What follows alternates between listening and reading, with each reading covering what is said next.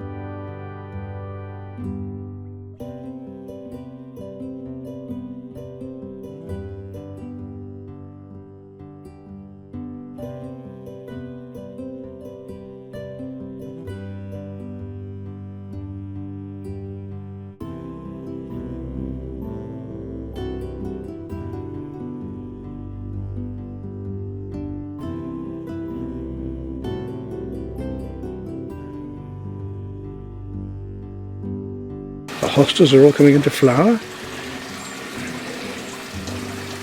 Fish pond's looking good, but of course some of the reeds have got too high and had to be cut back a bit now. The yellow irises are about finished, but and so are the foxgloves. But I might get a painting out of these compositions yet. We'll see, especially over there. There are still some left, we'll see anyway. Look what the weather brings the next few days. And the new star joining me today is a new puppy Hope. Here we are, little Labrador pup, just taken in yesterday with us to join Blue. He's a good girl, aren't you? Lots of painting days together, haven't we? Well, I'm going to start marking up my composition at the moment, although the sun needs to come a bit further around behind me yet to catch all these roses on the right. And as I say, later on then I want to get close in up there and get all those details in with a larger scale painting. Hopefully you can see this picture well enough to see what I'm doing, and still keep an eye on what's happening behind here. Try to keep my shoulder out of the way as much as possible. As usual, the first thing to do is to decide how much I'm going to fit in. I could just take a small amount at the back and enlarge it. So at the moment I'm just working out my basic points of where things are approximately here to get the shapes and the composition right. I think that's about what I want. It's a bit itsy bitsy, but we'll give it a go. What I want to do first of all is just build up some background layers of midtones and darks to work over with my lighter colours, hopefully giving them enough strength to be able to still do that. Don't want to let the paper show through too much. I want to lose most of this paper by the time I've done. Let's have a look now. Mid-greens. Traditional blocking and blending, so blocking in the colours, mixing them and blending them, keeping them quite fine, quite thin layers so that I can hopefully still put fresh colour on top as I go along later. Build this all up before I even start to work in. I want to get these tonal areas worked up first. Down in amongst these leaves here as well. Just start to indicate some of the shapes even now by getting an impression of it. We'll see if we can get a bit of money colour going into the water shortly as well. Yeah? We can deal with that. Some warm darks are happening back in there as well. So we cascade down. We'll start loose and we'll gradually go tighter and tighter as I bring more detail in later. Up all these mid-tones and into the darks, gradually finding these lovely colours, tones in the background here. Just find it nice and loosely. Use the paper as well at the moment. What I find now the leaves lurking underneath there. It's lovely, isn't it? I just had to take my shirt off because it's getting too... Because I can't put too much pastel on with this. The paper doesn't allow much. It's not much grain on it. It's almost like using watercolour paper actually. It's so not much tooth in this particular paper. I do like a nice toothy paper really, but it allows this lovely soft way of working anyway at least. You see how you can just build up lovely and loosely these effects of blocks of light and shade first of all, just by working these colours up. So if we said putting the right colours in the right places, in the right shapes, relevant one to another, that includes of course the tones relevant one to another, our picture should just gradually build up, just like a jigsaw. This is my jigsaw method then. Building up a painting just by putting those things together. It doesn't matter which order, as long as you've got the right shapes to start with, because the drawing helps a little bit. Right shapes, right places, right colours, relevant one to another. It's very important that these colours are the right colours compared to each other, in tone and in colour intensity and hue and so on. We begin to see the composition now at least. Now we've got to really start looking at colours, because we're going to start building up now to our cools and our warm mid-tones. We've already started, but I want to now start to get in these lovely different greens that are coming around here. Just smudging it round at the moment. I don't want pure colour yet, just blending colours. Now when you've got a colour on the go, if it's anywhere else, well you find it. Coming down to here we've got some yellow lilies and things that are just coming in there. Coming through around here.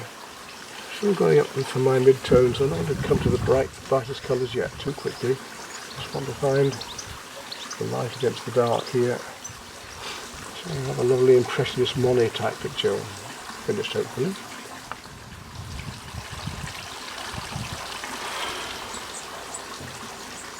And this green's coming into this one a bit here. And still mix and blend, just feathering with my pastel now. I'm only feathering, which is a very light, gentle touch like that look. I think it suddenly comes to light when you start doing things like that. And again, I've got it on in my hand, it's going to be happening up here, amongst these leaves here, just under there, around that. little bit of light that's coming down around there and coming out into the water there. A bit of warmth at the bottom there. I notice these colours, I'm just going to click them in.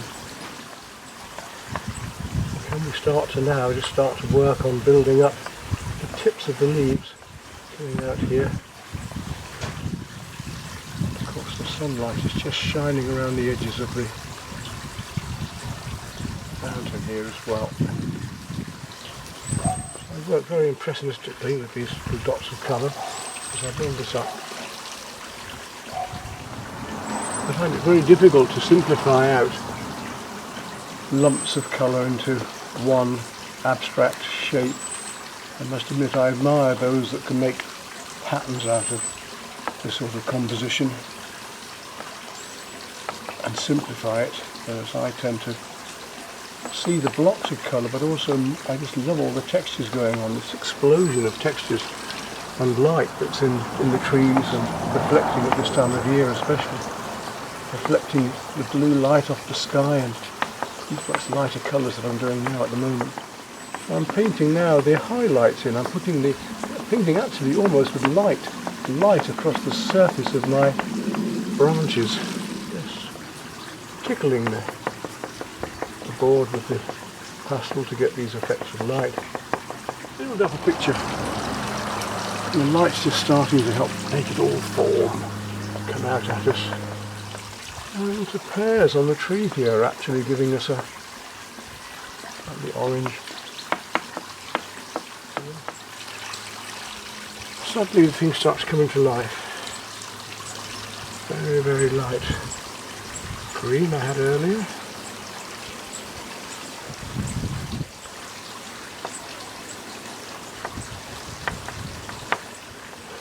I think they help just to fill this corner up a bit. Down into here I want to get this feeling of the lily pads coming. What do you think? Coming? Yeah, it's coming.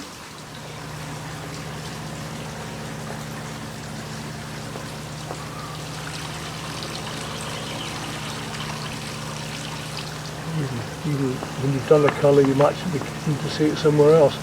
Clouds are building up a bit, so it's become a bit of a nuisance now. I have to hope that they just keep passing by as quickly as possible so that I can get these colours in.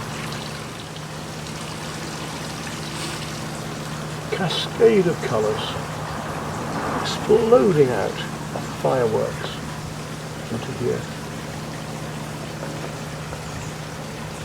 Yellows against the cools, against the warms. I haven't even really played the cool turquoises yet, which I want to do yet. Here comes the sun again, so let's get it in while we can. You can see that I'm actually trying to catch the light with them all the time.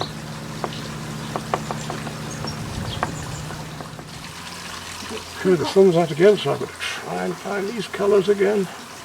The differences between these warm greens coming on in here, which I'm not quite getting yet. Just yellow down here and to here.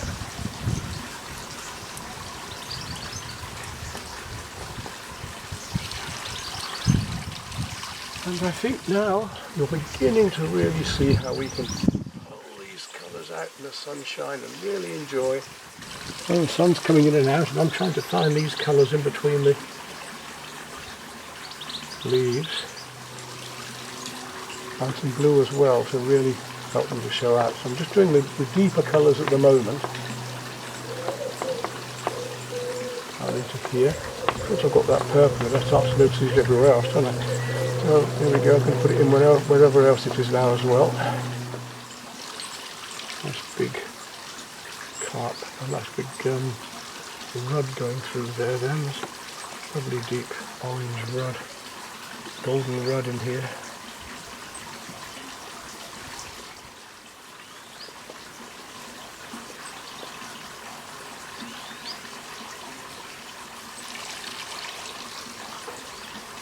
There he goes now. Right past so I can try and get him in. Yes, lovely. Those are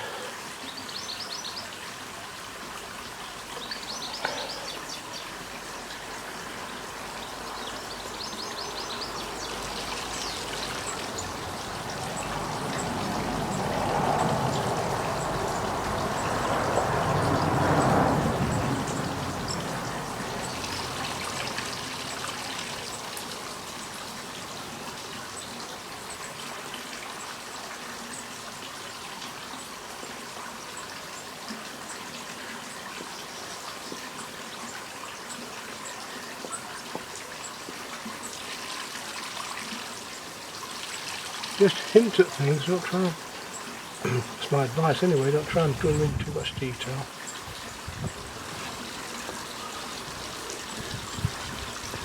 If I'm going to have a Monet, I've got to get a lot more colour in than this.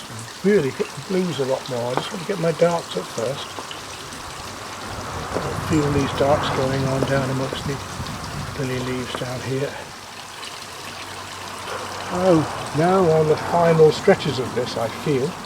I'm doing the dark against the light now. I've gone out, I'm in with my lights and I'm bringing some of the darks back in again, just to really find the depth of colour.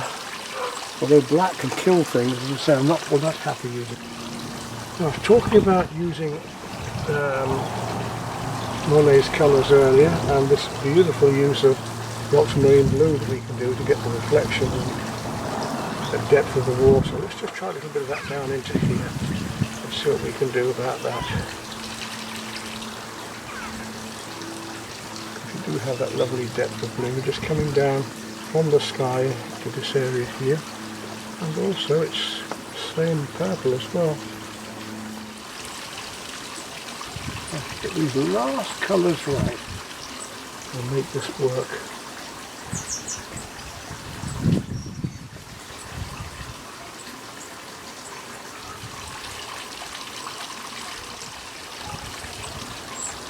I'm really having to look because it's easy to make things up, and if you look really hard and you try to get what's really there, you've got much more chance of succeeding with this.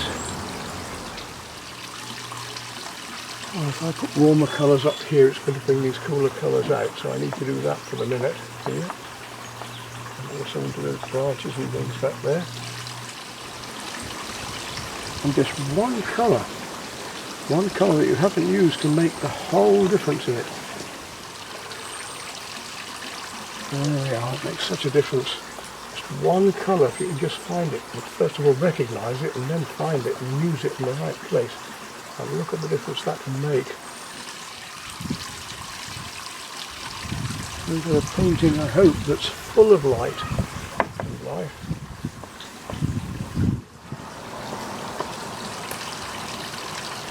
And now finally, little bits of water trickling down off here. Just dot and dash and feel them coming down.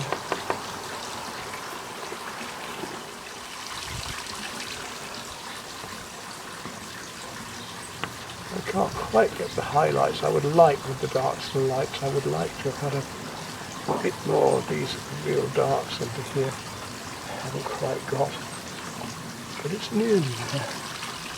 Puppy's trying to get into the washing being put up.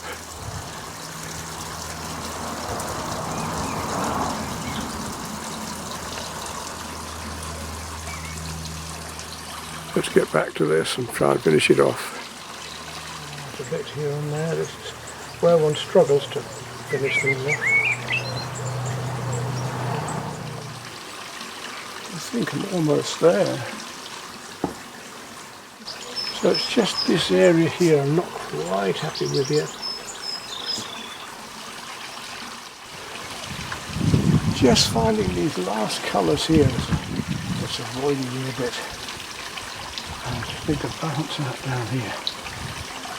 Quite getting it.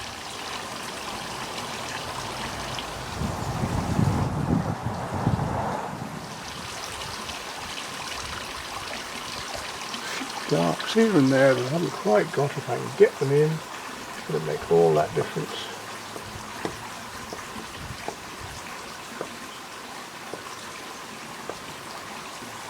Especially up here in places like this.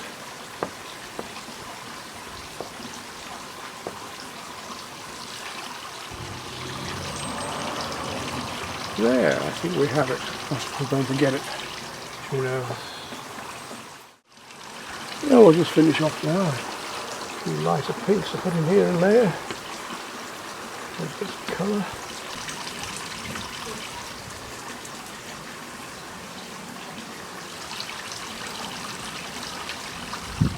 That'll do it.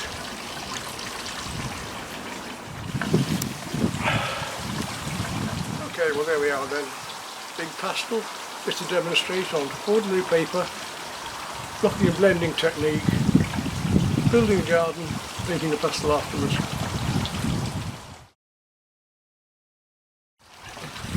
Well, I felt it didn't quite have the vibrance I wanted when it's back indoors again. Of course, out here in the sun it looks just fine. So I'm going to do a little bit more work in it and just try and bring out some of the detail in the trees a bit more, the shape of the tree, the bunches of the leaves, and see if I can improve it a bit without overworking it. Unfortunately, there isn't as much sunshine today, so it's not so easy. I have to come out in between the sunlight and try and find these things.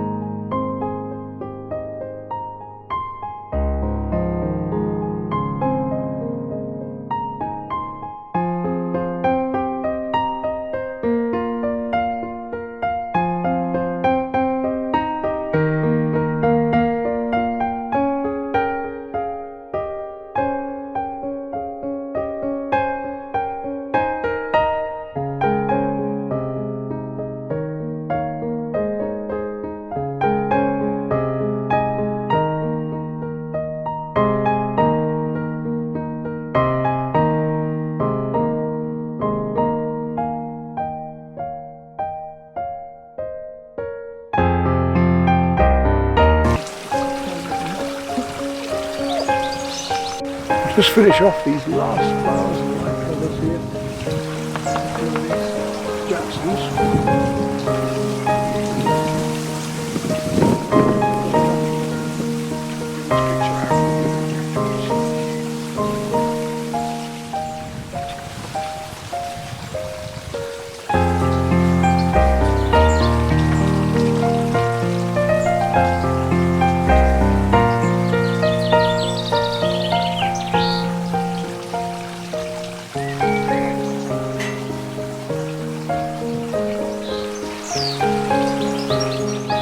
Well, the sun's gone down now and I've got this pastel worked up as far as I think I can do it and want to do it. That'll do, I reckon.